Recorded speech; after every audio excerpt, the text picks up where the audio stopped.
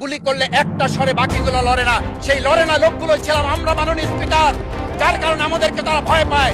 আমরা এখন বর্তমান সময় ভিডিও দেখতে পাই যে শেখ হাসিনা বাইরে থেকে বলেছিল আমরা এই দলকে ভোট দিতে বললাম, আর সেই দল আমাদের সাথে আবার বিশ্বাসঘাতকতা করেছে।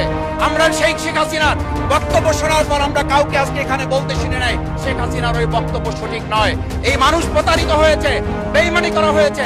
আবার যদি গণভোট জুলাই সনদ নিয়ে এই জাতির সাথে প্রতারণা করা হয়, তাহলে মূল্য দিতে হবে শুধু নয়, আবার আমাদেরকে 17 বছরের সেই জেল জুলুম, নিপীড়ন, গুম করে জায়গায় আমাদেরকে ফিরে যেতে হবে।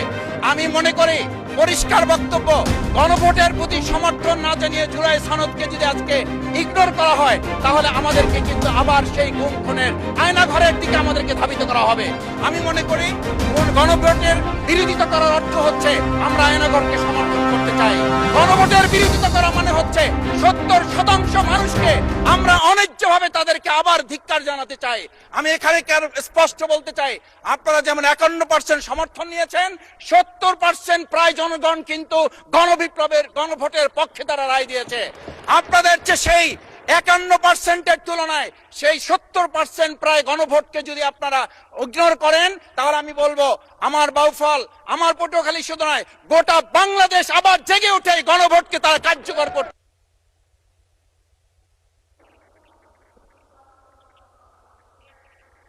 ধন্যবাদ, আপনি 1 মিনিট পেয়েছেন। স্পিকার, আমি পরিষ্কার এই কথাটা এই জন্য বলছি, আজকে সংবিধানের লাইন ধরে ধরে যদি আমাদেরকে এই কথা জানতে হতো, তাহলে আমাদের নেতৃবৃন্দকে ফাঁসির মঞ্চে যেতে হতো না। আমার মতো ছোট মানুষের কাছে সে সময় ডিজিএফআর কাছে প্রস্তাব এসেছিল, আপনারা কি চান, মন্ত্রিত্ব চান, দেশ পরিচালনা চান, সবকিছু দেওয়া হবে, শুধু শেখ হাসিনার নীতিতে আপনারা আসেন।